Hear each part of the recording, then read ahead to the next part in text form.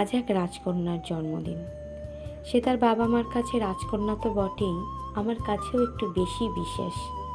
কারণ সে যখন হাসে তার মুখে আমার খুব প্রিয় একজন মানুষের মুখ আমি দেখি, সেই জন্য সে আমার কাছে একটু বেশি আদরের।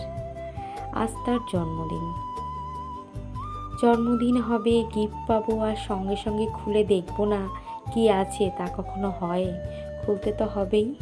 এই যে যখন যে গিফটটা দিচ্ছে খুলে সঙ্গে সঙ্গে দেখছে লালপরি। দুটো কেক এসেছে, ইস কি মজা, কি আনন্দ! কোনটা রেখে কোনটা কাটবে, হাততালি দিচ্ছে। তার সাথে সাথে তার বাবা মা, তার যত আত্মীয় স্বজন ছিল, বন্ধু বান্ধব ছিল, আমরা ছিলাম, সবাই খুব খুশি যে সে কেক কাটবে, সে মজা করবে। তার আজকে একটা বিশেষ দিন, তার জন্মদিন। আসলে ছোটবেলার জন্মদিনগুলোই তো নিখাদ আনন্দের হয়। কোনো চিন্তা নেই, কোনো ভাবনা নেই, মুহূর্তগুলো বিশেষ হয়ে ওঠে। সবাই কত আদর করে, কত আবদারের জায়গা থাকে।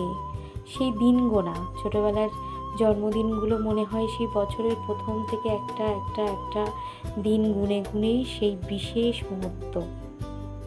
কোন জামাটা পরবো, কি করব, কিভাবে আনন্দ করবে, এভাবেই।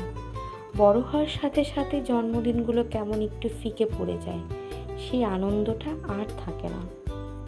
তবে এখানে একটা জিনিস বলার, সবাই আশীর্বাদ করছে, পাশে বাবা দাঁড়িয়ে রয়েছে। এবার বাবা যখন আশীর্বাদ করে সেই মুহূর্তটা আমি চুপচাপ ভিডিও করছিলাম আর মনে মনে ভাবছিলাম, এই মুহূর্তে তার বাবা তার মেয়ের জন্য যা চাইলো, ভগবান সঙ্গে সঙ্গে বলল তথাস্তু। কারণ তোমরা নিজেরাও দেখে বুঝতে পারবে সে কতটা মন থেকে আশীর্বাদ করছে। আর বাবা মায়ের আশীর্বাদ সন্তানের কাছে সব কিছুর থেকে দামি। এই মুহূর্তটা এত বিশেষ।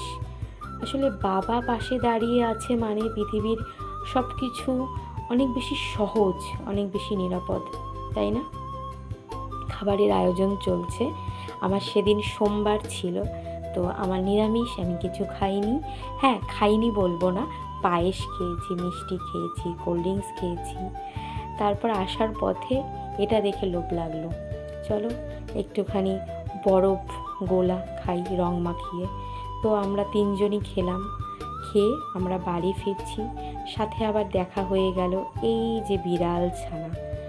বিড়ালরাও এখন ক্যামেরা ফ্রেন্ডলি হয়ে গেছে। হ্যাঁ, এই হচ্ছে গোধূলি বেলা, এটা অন্য দিনের ফুটেজ এই ভিডিওর সাথে অ্যাড করে দিয়েছি। এই মুহূর্তটা আমার দেখতে অসম্ভব ভালো লাগে, অসম্ভব সুন্দর।